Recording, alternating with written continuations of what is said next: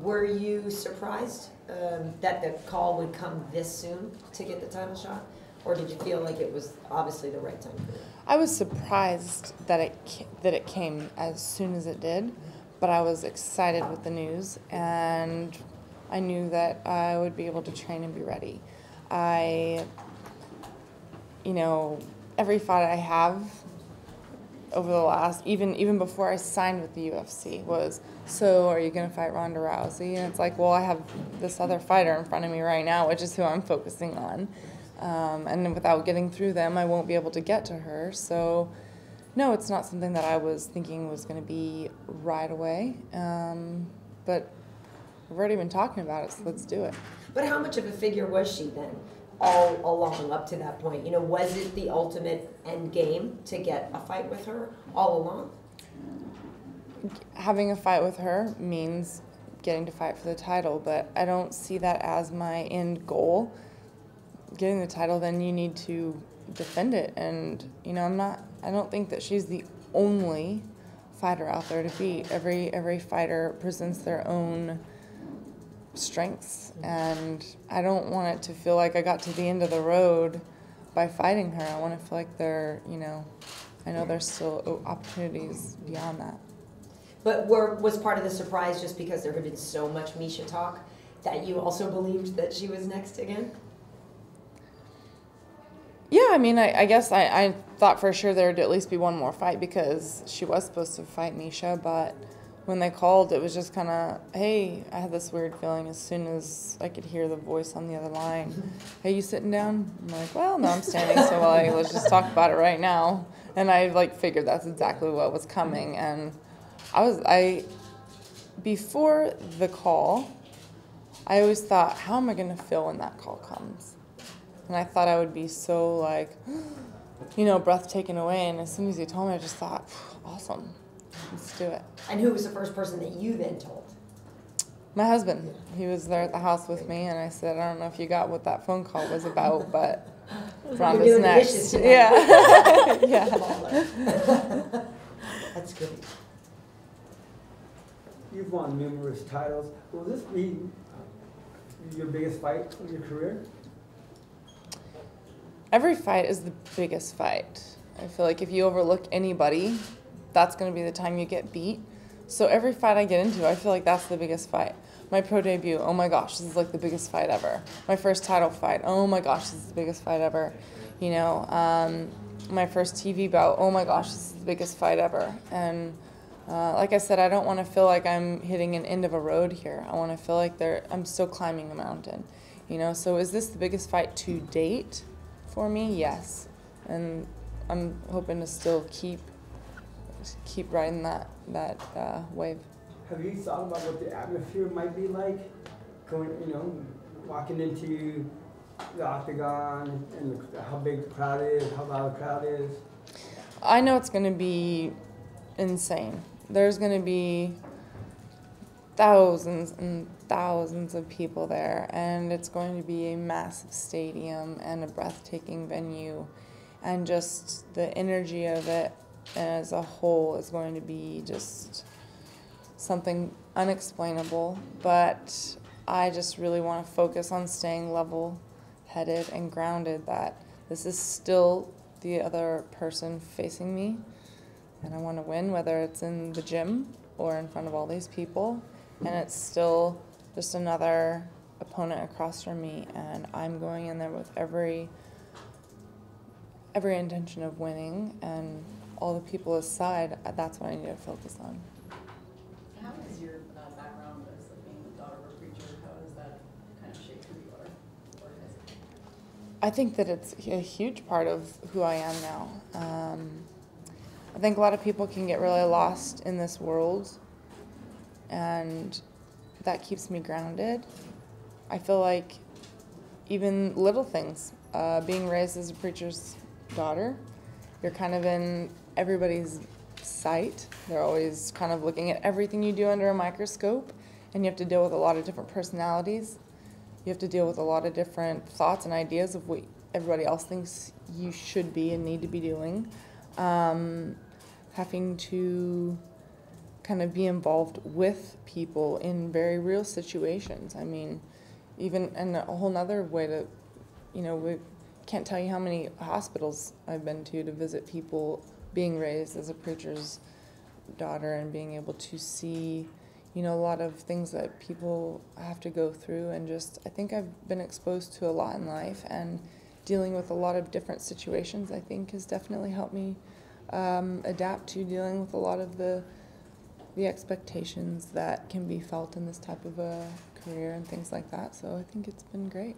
You think about, it seems like you got a little emotional. Do you think about specific people you've met or something that kind of inspired you? Well, I am an emotional person. I wear my emotions on my sleeve. There's no doubt about it. Anybody that knows me knows that. But when I think of it as a whole, I think of my whole, just everything, my whole career as a whole, people that just support along the way. And not only that, not only the people that support me, but maybe people that I've been able to inspire. It's awesome. Michelle, what have you seen different about Holly here since the news broke? Has she been different in the gym? Has she just been different at all? I don't think that there's a difference. Holly is a natural born leader, and she is serious about training, and it doesn't matter who the opponent is across the, and that's why her fight with Ronda is going to be different from all the other fights that Ronda's had, And no, I don't see a difference. She's just, she trains like a beast. It doesn't matter who it is. Holly, you mentioned the expectations that are involved with this magnitude of fight. Last week, Ronda Rousey said that as a champion, it's different, and that you might not be ready to handle that. Did you feel that was a slight because you have been a champion in your individual sport? It really doesn't mean a lot to me. I'm thinking so she's basically saying if I win, so she's got that thought in her head already. That's awesome. So she's saying with a win that I won't be able to handle it, but I'll tell you what, with a win, I'll be able to handle any of it. Because that just means I won, and that's what I care about. That's just the bottom line. Holly, you had said that you're not there to last longer than 14 seconds. You're there to win, like you just said. But how do you avoid that first round pitfall that so many of our opponents recently have? Everything is if this, then that. I don't want to go into the fight thinking, okay, she's going to come out with this, so then I'm going to throw this, because a fight is unpredictable. That's why people love to watch fights. You don't know what's going to happen. And so I want to go in with kind of an open-ended plan. And be able to adjust along the way. That's one of the biggest things in being a successful fighter, is to be able to adjust along the way. Not panic in situations and be able to fight through them. I always try to visualize if this person was to come into my gym and train with me, it takes that kind of intense energy down a little bit and think, well, if somebody came at me like that and Pop them. in practice, yeah, I would get them, It's You're going to show them what's up to you, too. Yeah. She's been seriously training as a boxer for about 5 years, and she really wants to outbox you. She's mentioned it repeatedly. As somebody who's been training boxing for half her life, is that even possible? I don't know how much she really wants to box or how much she likes to say it. I mean, there's always mind games and little psychology things people try to do. Do I feel like she's improved a lot in her boxing? Absolutely. She has 3 knockouts. One from a knee, so that's not necessarily boxing, but it's from striking. The other 2 from, overhand rights, basically. And I feel like, yes, she's proven a lot, but every fight is different, and anybody has their go-tos. So even if she wants to box and then wants to go back to her, fall back to her natural habits of what you can always change back to what's comfortable. So whether she says she wants to box or not, I just expect her to come hard with any of it. Since you switched over to MMA, what's your impression in general of boxing and MMA, both in women's division, Ronda, and just overall? Is there anybody in MMA who could have a significant career as a boxer like you have? Absolutely. I think that anybody that puts their mind to it can do it. So I'd actually like to see it. I love women's boxing, and I love that people are still really passionate about it. I think it's neat to see the crossover. I kind of want to wait, and my goal is to be a champion in both first, because nobody's done that yet, so I hope everybody holds off for a little while. Stylistically, do you feel a benefit in going into the championship rounds? Obviously, you have to be prepared for the 125, but do you think that's going to tilt in your favor because Rousey hasn't had that experience yet? I've been in deep waters in a fight before, and I feel like it's, with any time that you're there does give a ring experience for that. There's a different kind of feel when you're in those late rounds. It's not just physically exhausting, but mentally exhausting. When you get to those late rounds, I always say it's so easy to just be like, oh, I'm so sick of thinking about it, and you just start throwing bombs at each other. And how many times have you guys seen that in a fight? The 4th and 5th round, fighters just are just Chunking. Yeah, they've lost all focus, and I think that's the hardest part, is to stay focused. What kind of confidence are you receiving from your trainers who have basically seen everything in this sport? What are they saying to you, and do you feel a lot more confident after being Our through the trainers camp are with awesome them? Yeah. about that, and their confidence in me gives me confidence. Going into the gym, and they have been around so many big fights, and they're still serious with you. This is a threat here, this is a threat here, this is a threat here. Today you did this wrong, today you did this wrong. You kind of did this right, but you also did this wrong. And I'm glad. I don't want them to sugarcoat anything. If I went to the gym every day and they said, good job today, is that going to get me a win? No. And I love that they're very level-headed and very, you can do this, and very confident in me, but they also want to make sure that they're helping me to really prepare. And to be a good trainer is to be able to do that. I always laugh when I'm watching a fight. I don't laugh, but I actually feel really bad when I watch a fight and I see a corner where the fighter is clearly losing. They go, oh, good round, and I'm thinking, What? that isn't going to help him win. What are you doing? What were you watching? Yeah. Like, I'm thinking, don't tell me I'm winning if I'm not winning. I need to know. Maybe I don't really know. Maybe it's a close round, but tell me. There's been times I've sat down and I go, I lost that round, huh? It was a close one. And I'm like, all right, I'll take that as a loss in the round, because that means I need to just do more. Yeah. I think there's skepticism even from you, what you said about Ronda. Is she really going to make this a boxing match? From looking at the way you'd approach this fight, why would you want to engage in a true MMA fight with Ronda Rousey? Why wouldn't you do everything you can to make it a stand-up fight? Yeah, but do I want to go in and say, hey, I'm going to go in and try and grab you and hip toss you because I've been working on that? Why would I want to do what she is best at? However, okay, so I don't necessarily want to go out of my way for that. But I know that I have confidence in my training to be okay in those situations if they arise. You don't want to go in and then, oh my gosh, I'm in the clinch, and then just freeze.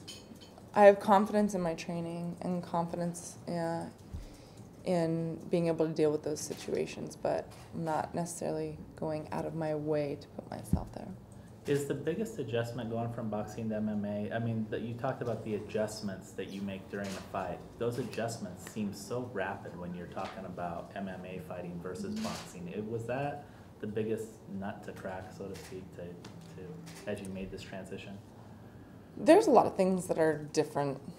The range you have with the fighter is different. Mm-hmm. You have to watch out. What I love about kickboxing and MMA is there's more weapons. You get to use your legs. There's clinch, there's knees, there's elbows. But then on the flip side of that coin, you have to watch out for their key kicks, their knees, their elbows. Boxing, you can kind of focus more on just the punching with that. It's not that simple. There's a lot of footwork and angles that come with that, but it is a rapid type of fighting with MMA. As long as you're not one of those wrestlers that just lays on someone. That's not necessarily a real rapid fight. But I guess with a fight, you can make it whatever you want. Speaking of wrestlers, Michelle, fighting Tisha Torres. She knows a thing or two about working the ground. So how do you see your fight going, at least just first and foremost stylistically? Obviously, you're the striker. I actually think that that's her forte is striking, and so I think we both kind of match up evenly in the striking area. And I mean, just looking at her record, you know, that's what I see is like her taking all her fights to decision and being able to like pull off the wins with her speed and her quickness and her explosiveness. But I do feel that I take the edge on the ground. I think that I'm able to see the opportunities more than she is, and so I think that's why I'll be able to capitalize. And how satisfying was it to get the first fight out of the way? You know, the jitters, how real was it for you? How big a deal was that? I think it was just like a sigh of relief, because you know, I've been fighting for a while, and just to have it kind of come full circle and be in the UFC, and to say that like I'm a part of this wave that's happening with the women's MMA is nice. Well, I don't remember. Was Angela mouthy to you? I mean, I know she has a way of being that way with some people, and I'm trying to remember if she wasn't all to you, because I know for some people that adds to the satisfaction when you get to shut somebody down. That's you know. You know, if she was, I think she might have tried to a little bit on social media, but I was too busy training and taking care of my daughter to even notice if she was. The biggest thing was her not shaking my hand at the weigh-ins, and then I was like, all right. So I kind of made her shake my hand at the end. And how do you think that those women are doing? You know, certainly a lot of them came from the show, and now you're fighting another one who was on the show. Do you feel that that experience was advantageous for them, or do you feel that it was okay for you to not have gone through that process, but to then still step in? I am glad that I wasn't on the show. I've kind of had the opportunity to experience like the reality TV, but I think each one of those girls probably took away something different from it, and I think that the pressure that Tisha was under and the amount of bullying, I think that was happening to her, I think it was beneficial to her, because it made her tougher, gave her tough skin. Do you know, speaking of that, do you think that you as female fighters, do you think that you get more negativity online and social media, or do you feel that it's equivalent to what the guys get?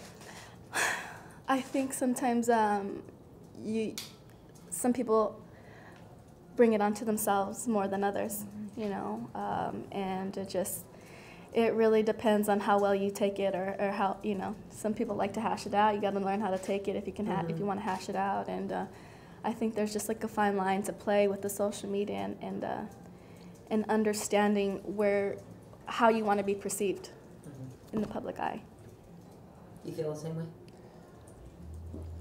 Yeah, I think you can get as involved with it as you want. I mean, I think a lot of times people in social media they're brainstorming all day on the most ridiculous thing that they can say to be the one that gets the response. And I'm thinking, that's the last thing I'm going to do is give someone a response. Like, they thought all day. I'm like, I'm not even going to give them that satisfaction. Yeah. On the other side of it, as far as like women versus men, I think that it's all across the board. They all receive it, whether it's men or women. Maybe because there's less female fighters than male. Maybe it seems like it's more because there's less of us. But I think it's across the board. It doesn't matter. I feel like, you know what? If they're talking about you, they're the ones at home thinking and watching what you're doing with your life. So it's fine. But there's times when you start to write back. Nope. But then you erase it because you know better, because you're a smart woman. But at the time, you're like, you know what? Or that's maybe just me. Michelle, for you, you know, you're also on such a huge card. You know, I know she's going to have 70,000 people in the audience, but for sure, UFC 194 is going to be a huge deal too. So for you, how much does that factor into your, you know, excitement about fighting Tisha, and how much you may want to prove a point while you're there, since there will be so many eyes? I think I just have to take a tip out of Holly's book, and just understand that it's a fight, a fight, you know, whether it's in the gym or, you know, in a huge arena or at the MGM. I remember being I was fighting the day after McGregor and Mendes. And so I remember sitting up in my room and feeling the hotel vibrate from all the Irish chanting, ole, ole. And I was like, is that them? You know? But this time it's not just gonna be the Irish, it's gonna be the Brazilians too, and they're just as rowdy. And so what I heard from everybody that went to that event was all the fighters soaked up that energy, and it just showed in the fight. Every single fight was a fight of the night. Like, you didn't get one boring fight, and I hope to be able to ride that and just soak up the energy and you know, give the crowd what they came to see. Holly, speaking of the social media, you tweeted after Ronda Rousey's last fight, and you congratulated her and said the hard work has once again paid off. I guess why did you tweet that? Because obviously you admire that, something about her.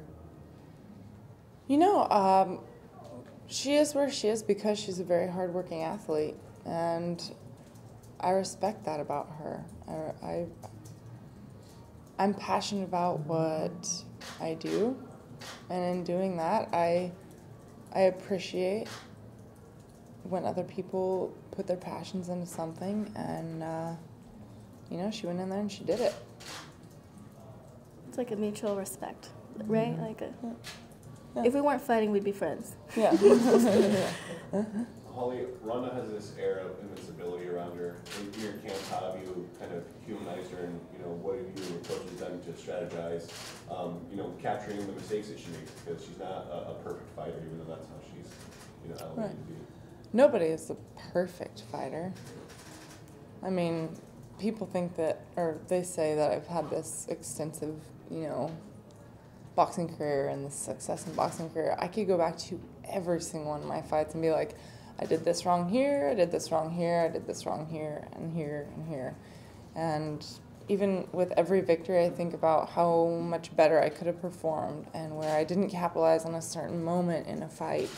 And so I 100% know that there isn't a single person out there that is a perfect fighter. So I don't need anybody to tell me she's not perfect. I know she's not perfect. Nobody is. She's been the most dominating fighter, but that doesn't mean that she's not beatable. There's always been intrigue around you as a prospect and now a contender. How much do you feel your profile has increased since the fight has become official and you're now next in line? Oh yeah, it's been, I mean, it went from here to here. Just the announcement of the fight, there's no doubt about that. A lot of people think, oh, you know, are you glad because, you know, you're getting attention because of Ronda? And it's like, well, she has brought a lot to the sport, but there's a reason why I'm lined up next with her. It's because I've gotten here. You know, I'm still on my way. I still have things I want to do. I don't ever want to feel like I've arrived. You know, I'm still climbing. Michelle, what about you? Because you've been around for a long time in the sport, and the UFC is kind of a different monster in terms of the increase in visibility. So how do you roll with those punches? I think it's just important to remember kind of where you came from, and for me, just thinking back on my martial arts career, and after I got my black belt, and then I started getting into actually like the combative side of it, and realizing how elementary my martial arts was, and just being like, gosh, I have so much to learn. And then just now coming back from Thailand, thinking, oh, I'm gonna see how much I've grown and how much better of a fighter I am, and just realizing like how I have still so much to learn. Like it's MMA is constantly evolving, and if you ever think that you're on top, then you're gonna soon realize that you're not on top and you're on the bottom. You know, so you always have to grow and evolve and learn.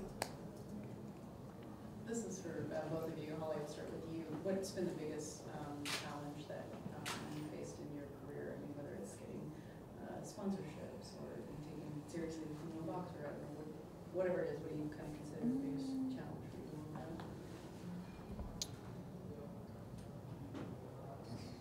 I guess I look at it in a few different ways. Sometimes my biggest challenges are just my own mindset.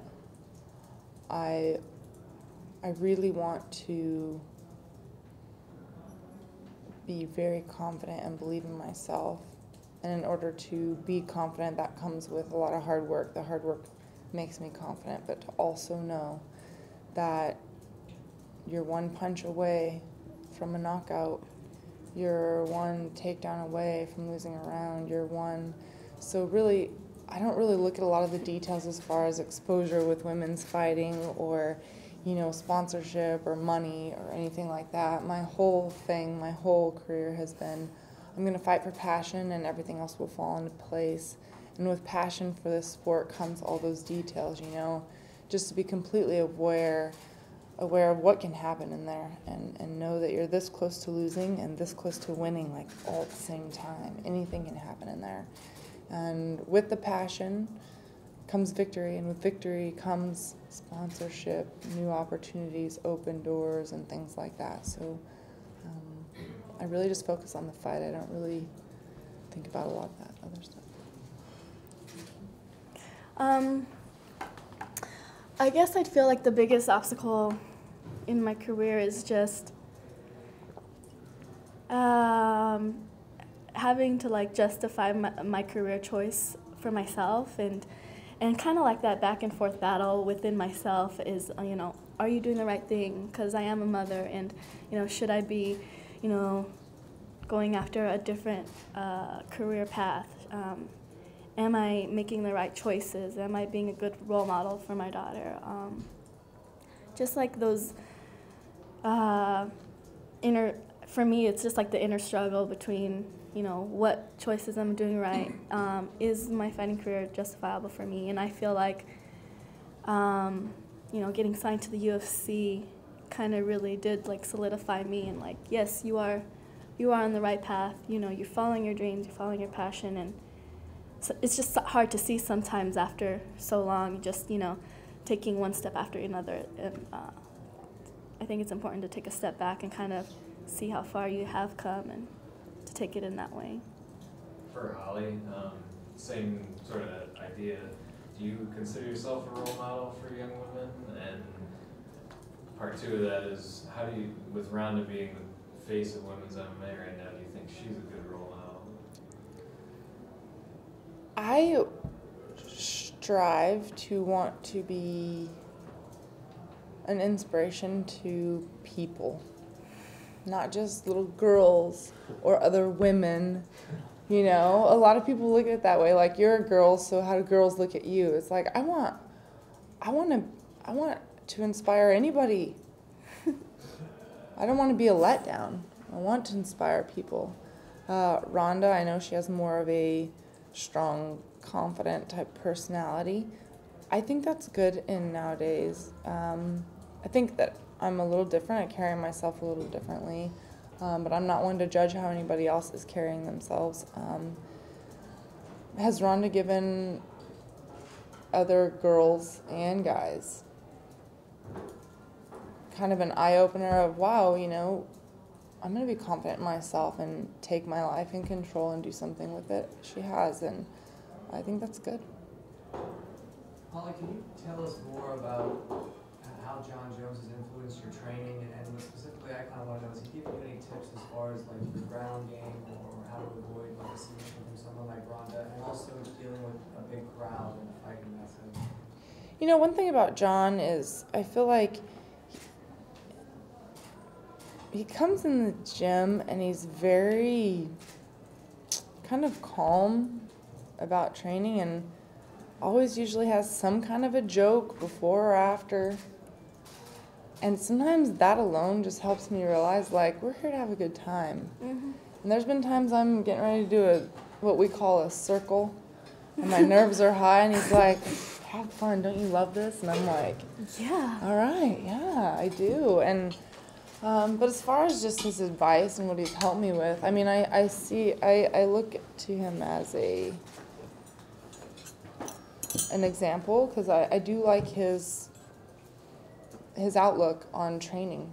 And so I do want that, more of that. I'm always walking in like worked up about training, you know, and then sometimes he just kind of takes it down to a little more fun level, and I love that. It is fun. What we do is a very fun job. And then on the other side of it, I love that he has a great fighting mindset, and we have 3 of the same coaches, and he's been able to take what those coaches have taught him and make it work for him. So I love to hear his insight, and I love to pick his brain about it. He's come to some of my MIT sessions and just watched me and thought, oh, I think this would be good for your type of style. And I'm like, then I go try it in practice, and sure enough, it's landing, you know. So he's also one of those that a lot of people have talked about John helping me train, but he's not at every training session like I mean, there's been like here and there along the way, like a little bit of advice here or there, you know, but it's not, he's also not an overbearing person trying to just, you know, everybody has had a lot of input on this training camp. Sometimes I want to get outside of the cage and be like, you, and you, I don't really care what you have to say, and you can hang out for a while. And, you know, everybody has their advice right now, but I definitely take his to heart. Holly, how do you see yourself emerging victorious at UFC 193? When you visualize your camp and what it's leading to, what's the images that are walking through your head? Just staying focused each moment. I see myself in the fight. I visualize victory. I think that you have to do that. But I visualize myself in the fight, and just I put myself in this position and see how I'm going to get out of it. And I put myself in this positive place, and I'm doing well, and how I want to capitalize on it. And I just, you know, my mind is all over the place because I want to put myself mentally in every situation that I can be in, so that when the fight comes, that it will just come.